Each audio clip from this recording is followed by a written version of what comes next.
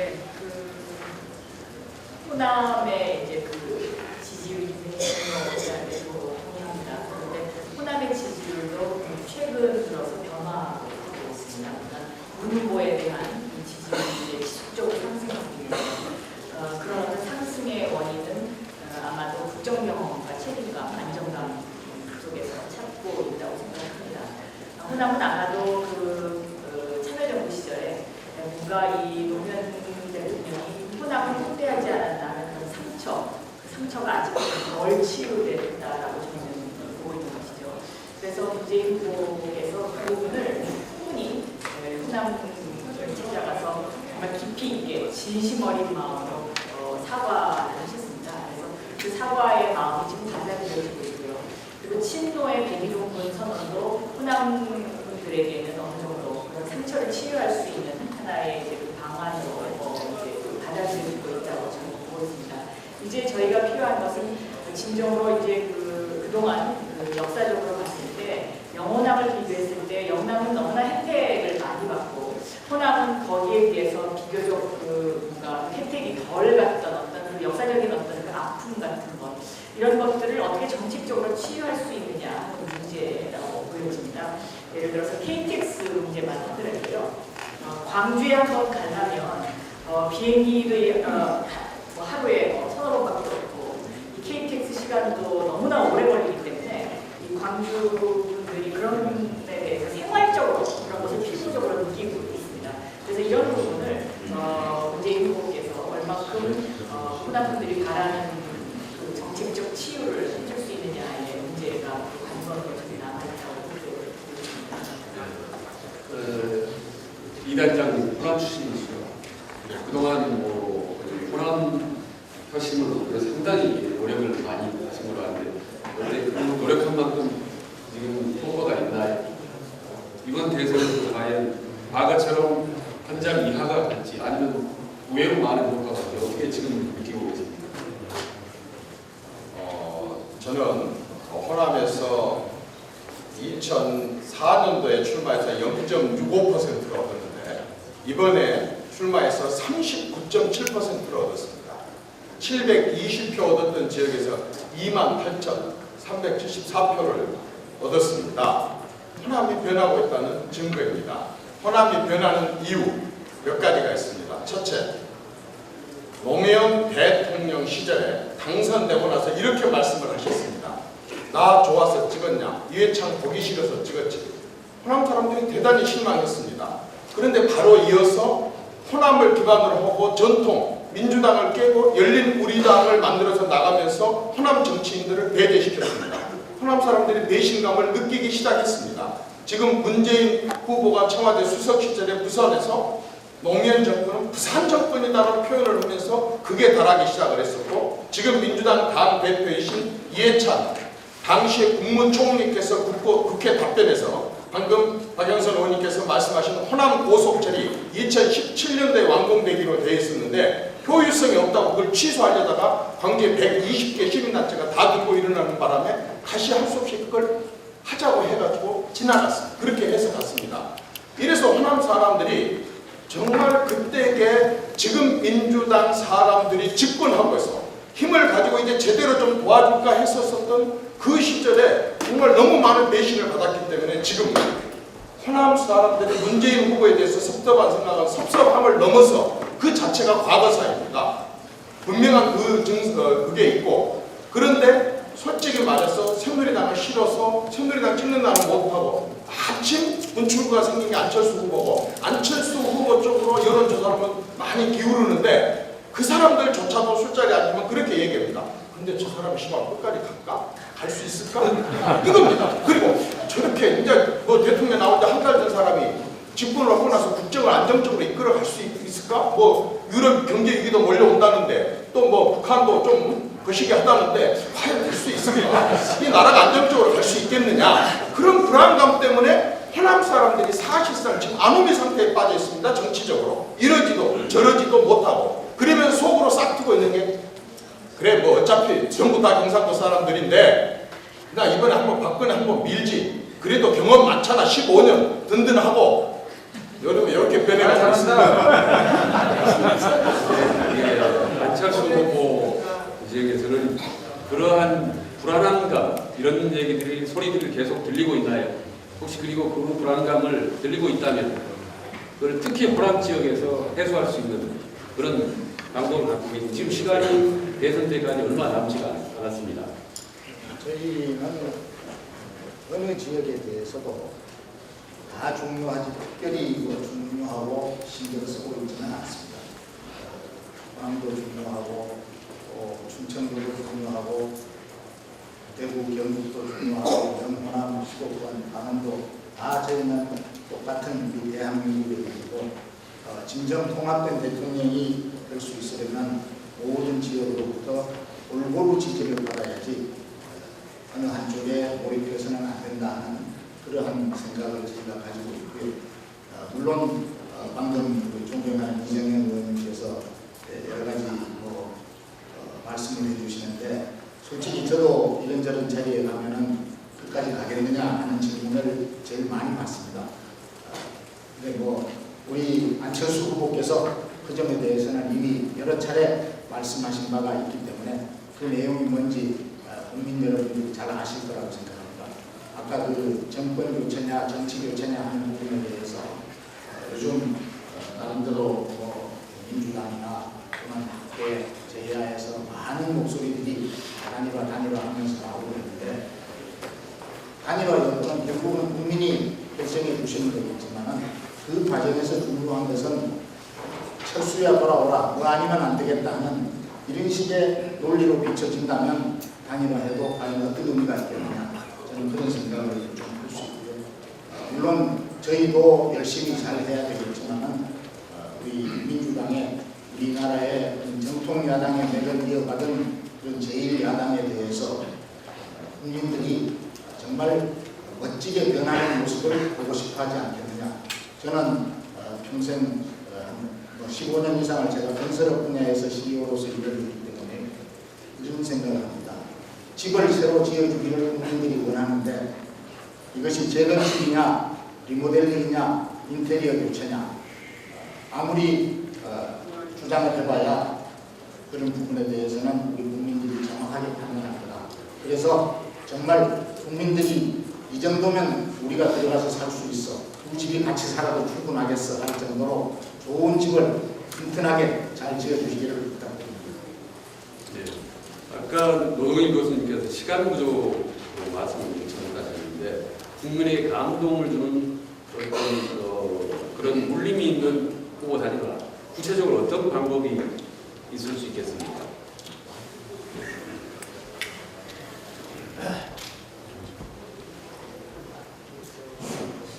아까 다 얘기한 것 같은데요. 제가 조금 TV에 조금 나가다 보니까 출연료를 안 받으면 말을 잘 안 듣는데요. 출연료 주는지 모르겠어요. 농담이고요. 글쎄, 저는 잘 모르겠습니다. 아까 정말 말씀드린 게 과거에 했던 방식 그대로 뭔가 새로 단일화라고 이루어지면 감동을 줄 수 없다. 그 점은 분명한 것 같습니다. 지금 예를 들어서 지금 서울시장 때와 지금 누구 한 사람이 정말 아름답게 통 크게 양보하는 정말 그런 양보는 하기 어려운 상황이 됐다는 건 다 잘 아실 거고요. 그다음에 무슨 또 경선을 거치고 여론조사를 거치고 해서 그런 식의 것도 참 난감한 것 같고 지금 얘기한 것처럼 무슨 또 많이 나오는 것처럼 누구 대통령 누구 책임 총리 이렇게 하고 한 사람이 양보한다는 것은 분명히 그건 또 야합이다. 정치 쇄신을 위해서 이런 일을 하겠습니다라는 것을 내놔야 그게 대통령으로서 후보로서 공약이죠. 그런데 정치 쇄신 해야 합니다. 국회의원 수를 줄이고 중앙당을 폐지하고 후보적으로 백복 삭감합시다. 이렇게 얘기하는 건 교수가 학생이 내주는 무슨 과제 같아요. 그리고 대개 뭘 얘기하더라도 우리 같이 얘기해 봅시다. 세 사람 중에 누가 되더라도 같이 다 될 수 있도록. 이건 본인이 대통령 후보로서 공약을 하는 건지 아니면 솔직하게 말씀드리면 아마 그냥 대통령을 될 생각은 별로 없고 이 한번 불살라서 정치 쇄신을 이루겠다는 그런 고상한 뜻인 건지 저는 정말 이해가 안 됩니다. 제가 늘 지켜보고 있습니다만 그렇다면 사실은 만약에 어떤 식으로 단일화돼서 만약에 하나 원래 민주당의 속마음은 뭐가 아니겠습니까? 착한 철수가 양보할 거야 뭐 아마 그런 속마음이었을 건데 만약 그런 일이 벌어진다면 그런 거 아니겠습니까? 처음부터 할 생각이 있을 게 아니고 그런 걸 위해서 나왔지 라고 한다면 단일하고 뭐 별로 시너지가 나지 않는 그런 거라고 생각합니다. 그러니까 저는 안철수 후보 측에서 정말 대통령이 될 마음이 있다면 뭔가 내놓을 때 이건 내가 대통령이 되면 실행하겠습니다라는 그런 쪽을 분명히 내놔야죠. 그렇지 않고 대통령이 되면 국회의원 수 줄여하면 뭐 줄여집니까? 청와당 폐지하면 폐지되는 것도 아니고 그건 공약이 아니죠. 그게 아니고 과제이니까 대통령으로서 제가 보기에는 앞으로 정말 뭘 내놓으신다면 내가 대통령이 되면 이렇게 이런 걸 하겠습니다. 국민들 판단해 주십시오. 이렇게 하는 것이 정말 아주 끝까지 갈 마음이구나. 참 그런 판단하게 하는데 아마 도움이 되지 않을까 싶습니다. 네. 단일화는 자기 국민적 관심사이기 때문에 궁금한 부분이 많고 그 시간이 지연될수록 그리고 답답하게 생각하는 분이 있기 때문에 뭔가 시원한 그런 모습들을 야권에서 보여주길 바라는 게 국민들의 마음일 것 같습니다. 그래서 선생님 마무리 이렇게 마지막에 질문 한두 가지 마치고 끝내도록 하겠습니다. 호남에서 새누리당이 많이 어려움을 겪듯이 민주당은 영남, 특히 대구 경북에서 어려움을 겪고 있는 것 같은데요. 대구 경북에서 지역 주민들을 어떤 표심화하기 위한 어떤 특별한 전략이나 노력을 하고 계십니다. 우상호 단장. 네. 대구 경북이라고 해서 다 새누리당 박근혜 대통령을 지지하는 것은 아닙니다. 물론 아버지 박정희 대통령 시절부터 그 향수가 남아있고 박근혜 후보에 대한 기대가 다른 지역보다 유독 높은 것은 사실입니다만 이명박 대통령 5년 사이에 서민과 중산층의 붕괴는 대구 경북에서도 여전히 나타나고 있는 현상입니다. 지난번 저희 당의 김부겸 의원께서 총선에 유리한 지역을 포기하고 대구 수성, 대구의 가장 중심부에 나가셨는데 45% 이상의 득표를 했습니다. 그것은 대구도 이제 과거의 대구가 아니라는 것을 보여주는 것입니다. 그런 면에서 진정성 있게 서민과 중산층을 살리고 일자리를 늘리고 그리고 골목 상권을 살릴 수 있는 정권이 문재인보다라고 하는 그러한 진정성이 전달된다면 대구 경북에서도 정권 교체 연령이 그 어느 때보다 높아질 것이다. 저희는 그렇게 확신하고 지역 공약과 정책 공약을 받아들이고 진정성 있게 지역을 방문해서 호소하는 일을 게을리하지 않는 그런 생각입니다. 네, 알겠습니다. 아마 많은 정책들을 지금 후보경부마다 내세우고 있습니다. 그러나 국민들은 정확히 어느 정책을 판단해야 될지, 어느 정당이 건지 정확히 판단하기가 쉽지 않을 것 같습니다. 자, 새누리당은 대표적인 공약 하나만 제시한다면 뭐가 있겠습니까? 네, 하나만 꼽는다. 잘 아다시피 국정은 모든 국민들을 다 대변해야 되기 때문에 많은 정책이 필요합니다. 그걸 하나로 묶는다고 한다면 국민대 통합이라고 얘기를 하겠습니다. 국민대 통합은 결코 구호로 되지를 않습니다. 정부가 누구나 승복할 수 있는 정책과 국정 운영을 했을 때 가능하다고 봅니다. 그런 점에서 우선 국민대 통합을 실현하기 위해서 경제 민주화를 내세우고 있습니다. 그동안에 자본 권력이 성장 위주로 해오는 동안에 중소기업과 소상공인들에게 불공정하게 해왔던 부분들이 너무 많습니다. 이제는 정부가 적극 개입을 해서 바로 그러한 불공정을 공정으로 되돌리는 일 대단히 중요합니다. 뿐만 아니라 지금 국민들이 어렵고 힘들게 사는 사람들이 많고 그분들은 정부가 이제 손을 내밀어 주지 않으면 도저히 안 됩니다. 그렇게 해서 정치권 내놓은 게 복지인데 그러한 복지를 그냥 해주겠다가 아니라 생애 주기별로 애를 대서 낳아가지고 보육시킬 때까지 유치원 들어가서 그리고 교육시킬 때까지 그리고 직장을 갖고 일자리를 가질 때까지 그 과정에 있어서 장애가 발생했다면 거기까지 그리고 퇴임을 한 그 이후까지 해서 여러 가지 관련된 그러한 복지를 생애 주기별로 촘촘하고 꼼꼼하게 챙긴 것 또한 모두가 승복해서 국민대 통합을 이루기 위한 것입니다. 마찬가지로 지역이나 계층이나 세대나 이념을 초월해서 이제는 함께 가자라고 하는 그런 의미로 저희들은 국민대 통합을 앞세우고 있습니다. 예, 우리 민주당에서는 어떤 대표가요? 문재인 후보는 이미 5개의 분이라고 해서요. 일자리, 그리고 경제민주화, 복지, 그리고 정치 쇄신, 남북경제 이런 이렇게 5개의 어젠다를 대통령이 되면 반드시 지키겠다라고 이미 내놨습니다. 이 가운데 경제민주화, 복지와 정치 쇄신은 그 누구나 공통적으로 논의해야 될 부분이고 국민 모두가 바라는 어젠다가 됐습니다. 그동안 민주당이 추구해 왔다는 것이죠. 다른 후보와 차별화되는 공약이 있다면 바로 일자리 대통령이 되겠다라는 것입니다.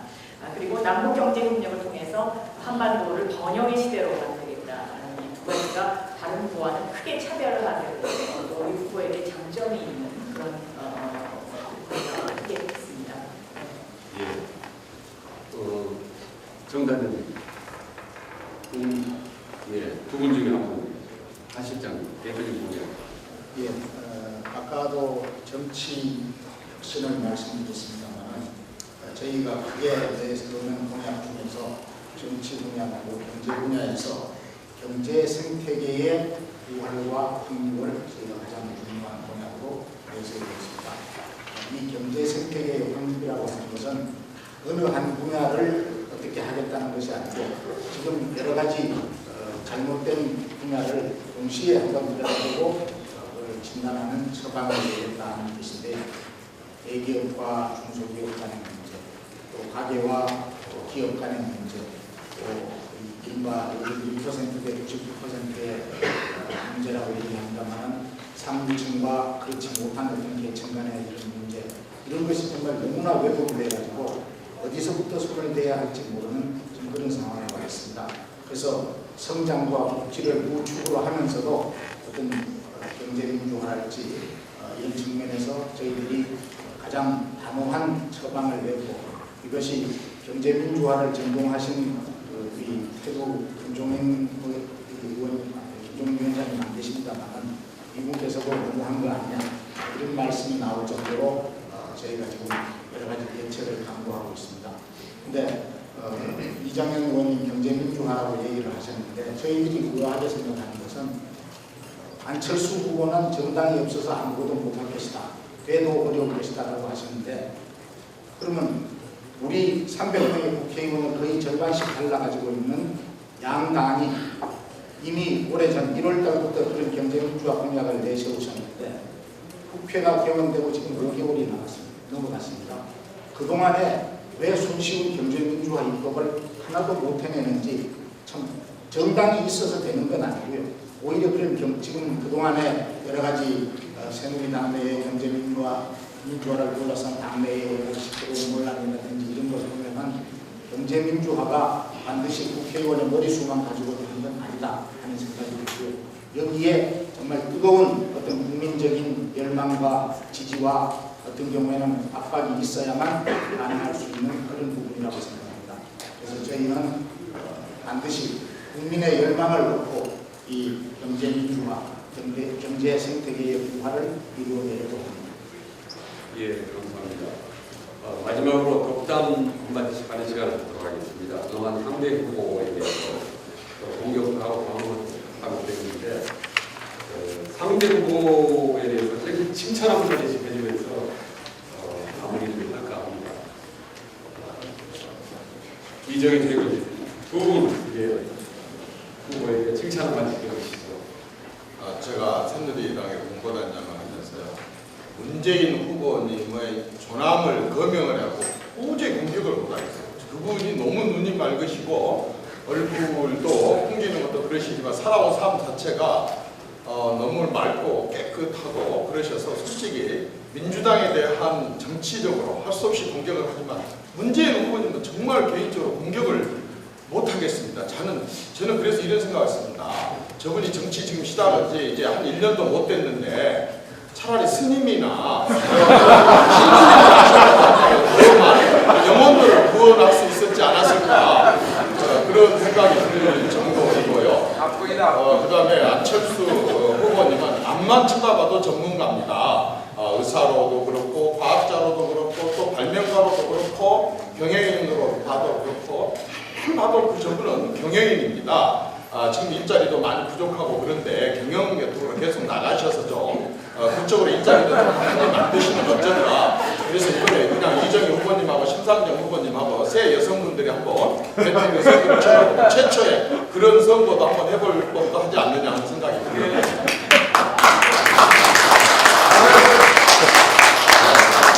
칭찬인지 아닌지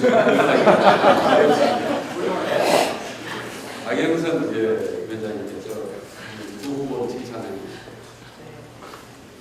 박근혜 후보는 자기 관리가 비교적으로 좀 잘 되어 있는 정치인이다라는 점에서는 높은 점수를 줄 수 있을 것 같습니다. 실수가 덜한 정치인이죠. 다른 그 남성 정치인들에 비해서. 그리고 이정현 단장께서 문재인 후보를 이게 그 종교적인 것에 비유하셨기 때문에 저도 할 수 없이 비유를 하자면 수녀님이 되셨습니다.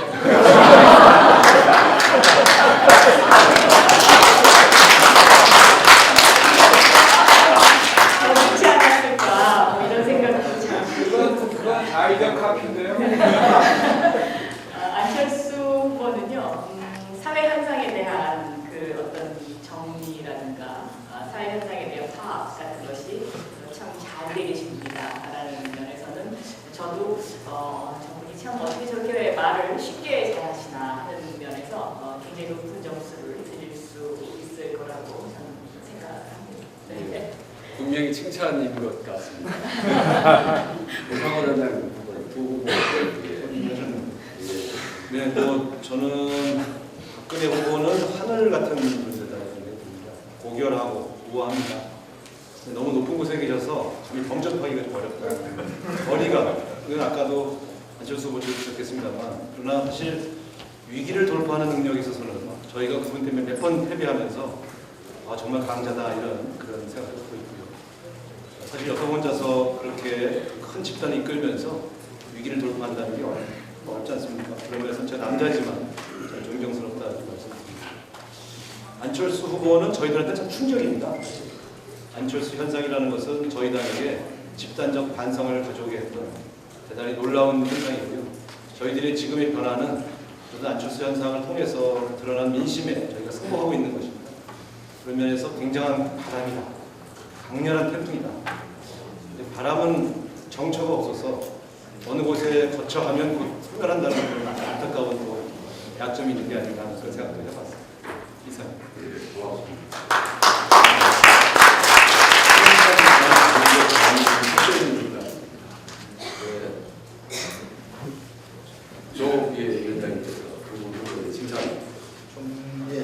좀 전에 이정현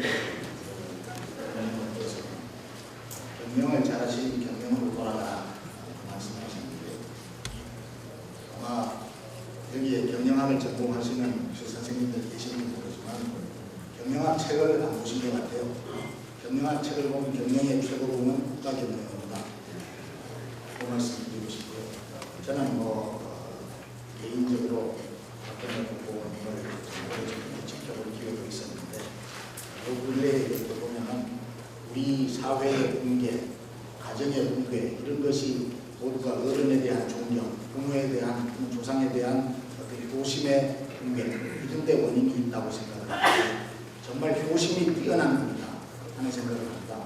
그런데 한 개인에 딸려서 지내야 할 효심과 국가 지도자로서 올바르게 가져야 할 어떤 역사관 인생관과 좀 구분을 정확하게 해주셨으면 하는 생각이 들고 문재인 후보님께서는 책도 보고 있는데 아까 말씀하신 것처럼 정말 어려운 여건에서 불굴의 정신을 가지고 자기의 인생을 개척해서 사법고시에 합격하고 또 청와대에서 일을 하셨고 지금은 이 정당의 대통령 후보로서 큰 뜻을 품고 계신 분인데 정말 훌륭한 그런 인생을 걸어오셨다고 생각합니다.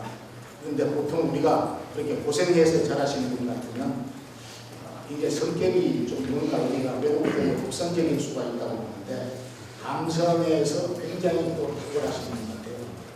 그런데 이제 대통령 후보가 되시면 감성 위주로 흐르는 것은 조금 국민들에게 신뢰감을 주지 못할 수 있다. 그런 부분을 드리고 싶습니다. 사실상 마지막으로 하고 싶은 말씀 저는 그냥 하고 싶은 말 하면 됩니까? 칭찬하세요. 저는 오늘 토론회가 대단히 건설적인 대화를 중심으로 된다고 해서 왔었는데 저는 그렇지 않은 또 역시 서로 칭찬하는 것 같지만 사실은 냉소하고 비난하는 분위기의 토론으로 끌고 가시는 그래서 저는 참 답답하게 좀 어려웠고요. 건설적인 대화를 하는 토론회가 아니라 단일화 청문회처럼 마지막에는 그것인 것도 좀 아쉬운 같습니다.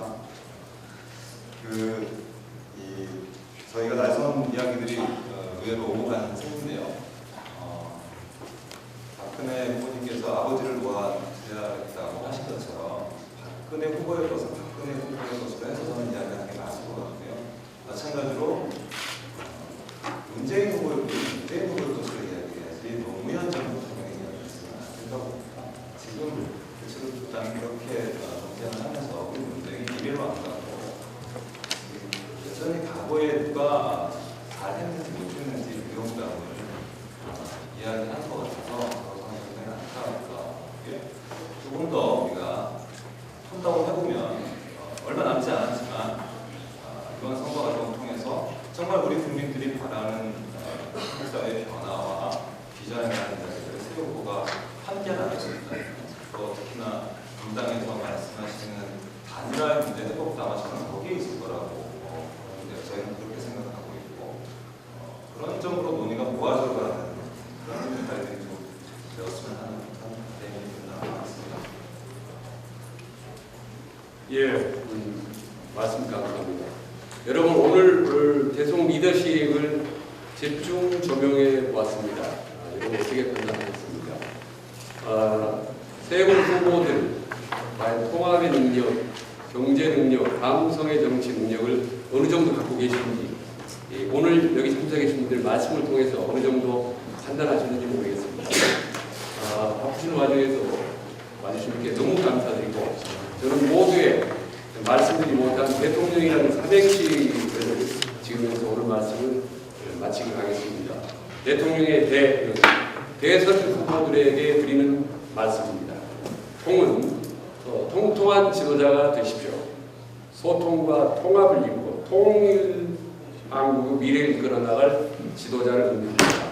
마지막 명자입니다. 명자는 어려워서 국민의 몫으로 돌리겠습니다. 여러분 오늘